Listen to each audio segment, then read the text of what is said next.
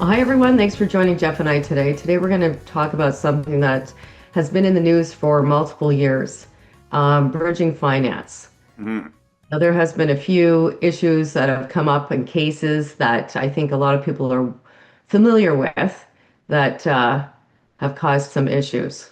So why don't Yeah, we and why talk don't about that? why don't we just say that Bridging Finance was an asset management company. They issued mutual funds, and the regulators have found that the value of those assets was significantly overstated. There was also diversion of a very material amount of money, and I first heard about this case because a friend of mine contacted me to say that her mother was at a large Canadian bank, her retirement fund was, and half of it was in bridging finance products.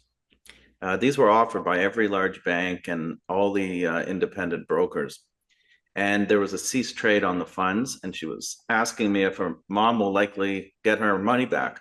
So it's a Hmm. case I've been following for years, and we wanted to talk about it today because the last or a couple of weeks ago, the Ontario Securities Commission uh, is alleging, and they're only allegations at this point because they haven't been proven in court.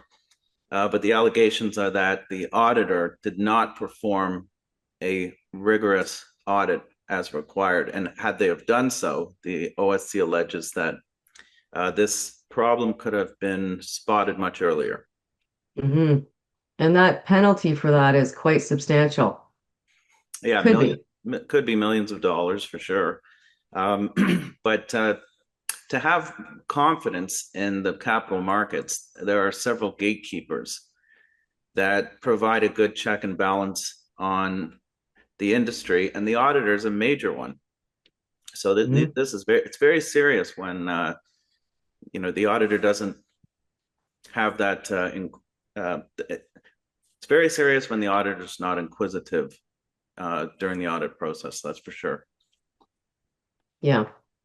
So it's lack of transparency. Well, I guess in that particular case, there was a breakdown, overall breakdown of the whole system, and senior management of the company, right down to the auditor. Um, Yeah, absolutely. And mhm. at our firm, we don't have mutual funds. We don't offer them, and we never will.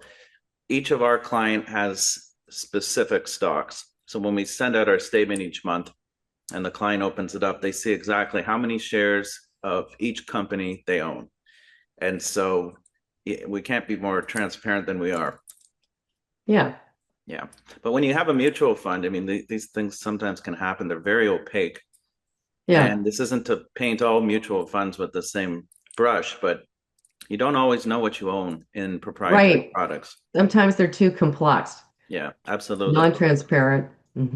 Yeah. So we'll see how this case with the auditor and the Ontario Securities Commission unfolds, but very serious allegations. Yeah. So we'll Okay. leave it on that note. All right. Thanks. We'll talk to you later.